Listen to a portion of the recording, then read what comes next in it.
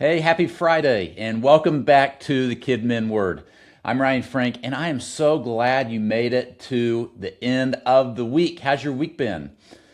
I know for a lot of you it's been kind of a short week with our national holiday, Memorial Day on Monday. Although it's been a short week, I hope that you have had a productive week, and thank you for joining me back here today. We're in Ephesians chapter 6, and we're talking about the armor of God. And today we're in Ephesians 6, verse 14, the second half of the verse, and we are talking about the breastplate of righteousness. So here's the text. Ephesians 6, verse 14, having put on the breastplate of righteousness.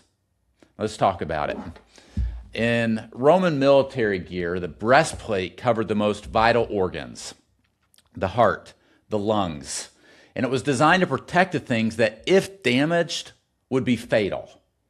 So if a soldier was going into battle without a breastplate, they were leaving their most critical vulnerabilities exposed. Paul says that the breastplate we need is righteousness. Now, when we talk about righteousness, there are really two dimensions to it, and I think both apply here. First, there is an imputed righteousness, the righteousness of Christ that is imputed or credited to us when we place our faith in him. This is not something that we earn.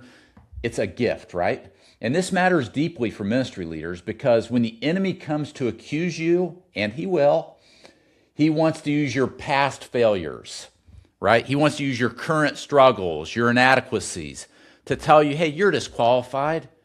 You shouldn't be doing this. You have no business leading anybody. But the breastplate reminds you that your identity is not built on your performance or your past.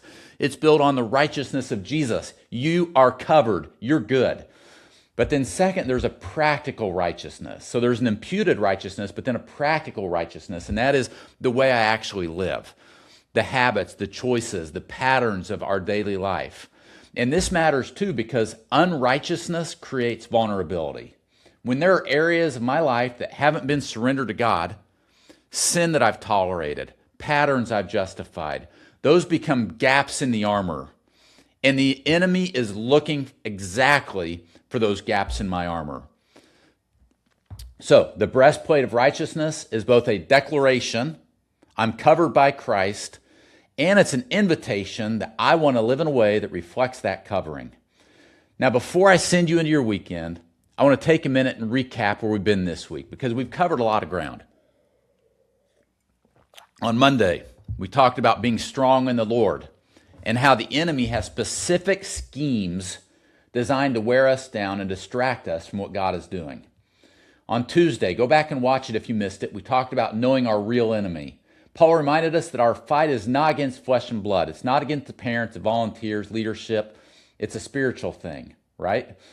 And that battle that we deal with, it is highly spiritual. I need to remember that. Wednesday, we talked about standing.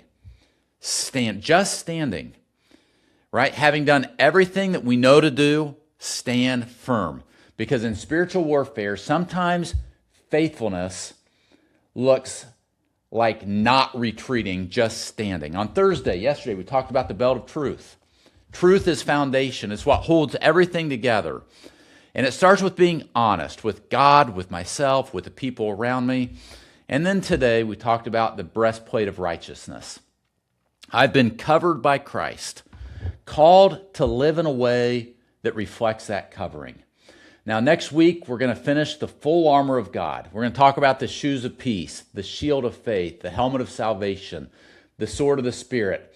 And then we're going to close out the entire letter to the Ephesians with prayer and community.